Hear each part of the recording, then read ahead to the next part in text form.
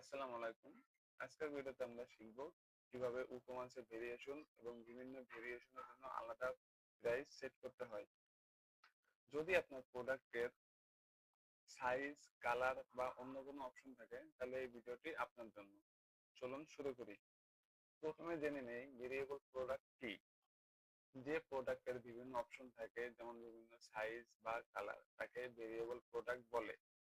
উদাহরণ হিসেবে একটি টি শার্টের বিভিন্ন সাইজ থাকতে পারে যেমন স্মল, লার্জ, মিডিয়াম।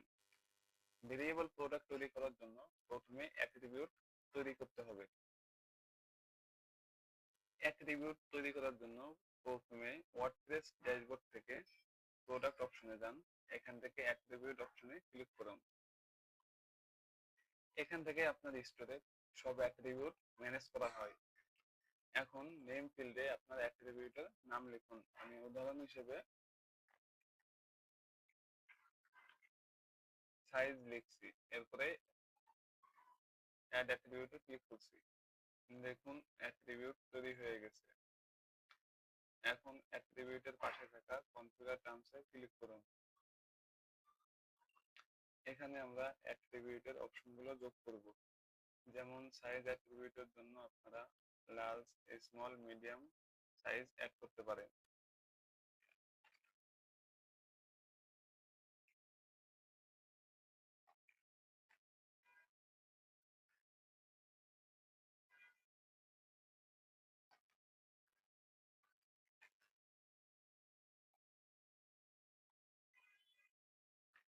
এখন কোনো প্রোডাক্ট এডিট করলে অ্যাট্রিবিউট সেকশনে এই নতুন অ্যাট্রিবিউট গুলো দেখতে পাবেন।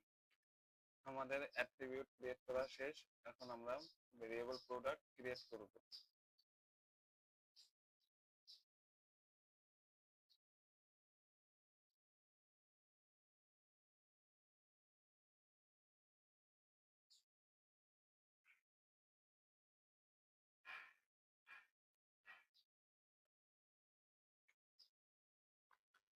ভেরিয়েবল প্রোডাক্ট তৈরি করার জন্য প্রথমে আমাদের প্রোডাক্ট ডাটা সেকশনে যেতে হবে। এখান থেকে প্রোডাক্ট টাইপ ভেরিয়েবল প্রোডাক্ট করতে হবে। এখন প্রোডাক্টের অ্যাট্রিবিউট অ্যাড করতে হবে। এখানে অ্যাট্রিবিউট ট্যাবে যাবেন, এরপর এখান থেকে সাইজ অ্যাট্রিবিউটটি অ্যাড করবেন। অ্যাড করার পর অ্যাট্রিবিউটের ভ্যালুগুলো এখানে অ্যাড করতে হবে। এখানে আপনারা দেখতে পাচ্ছেন আমরা যে তিনটি ভ্যালু অ্যাড করেছিলাম এখানে তিনটি শো করতেছে। সো এখানে আমরা সিলেক্ট অলে ক্লিক করব, তারপর সেভ অ্যাট্রিবিউটে ক্লিক করে দেব। অ্যাট্রিবিউট অ্যাড করার পরে ভেরিয়েশন ট্যাবে ক্লিক করতে হবে। এরপর জেনারেট ভেরিয়েশন অপশনটি ব্যবহার করবেন। এখানে আপনারা দেখতে পাচ্ছেন আমাদের প্রতিটি অ্যাট্রিবিউটের ভ্যালু এখানে শো করতেছে। WooCommerce অটোমেটিক্যালি সব ভেরিয়েশন তৈরি করে দিবে। এখন একটি ভেরিয়েশন এক্সপ্যান্ড করুন।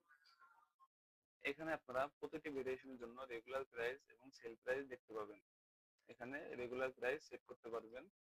উদাহরণ হিসেবে আমি যদি একটি প্রাইস 700 টাকা দেই, রেগুলার প্রাইস এবং সেল প্রাইস দেবো 650 টাকা। এখানে দেখতে পাচ্ছেন আমরা এল সাইজের জন্য রেগুলার প্রাইস দিচ্ছি 700 টাকা এবং সেল প্রাইস 650 টাকা। এভাবে আমরা প্রতিটি ভেরিয়েশনের জন্য আলাদা আলাদা প্রোডাক্ট সেট করতে পারবো।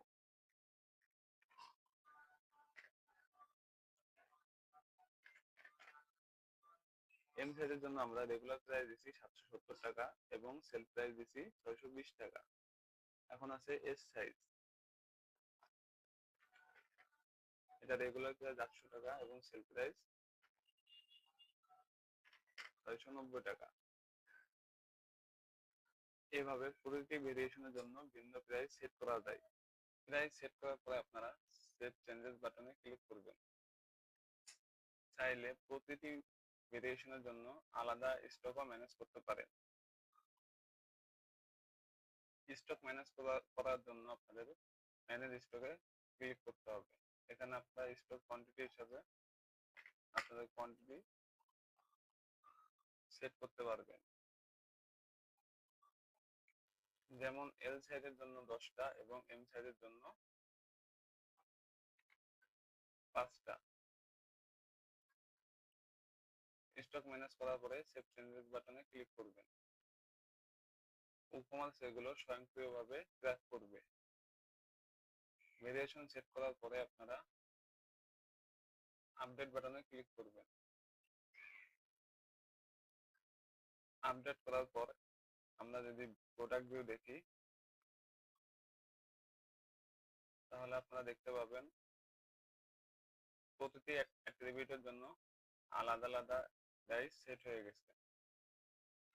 এইভাবে খুব সহজেই উপমাসের প্রোডাক্ট ভেরিয়েশন তৈরি করা এবং আলাদা প্রাইস সেট করা যায়।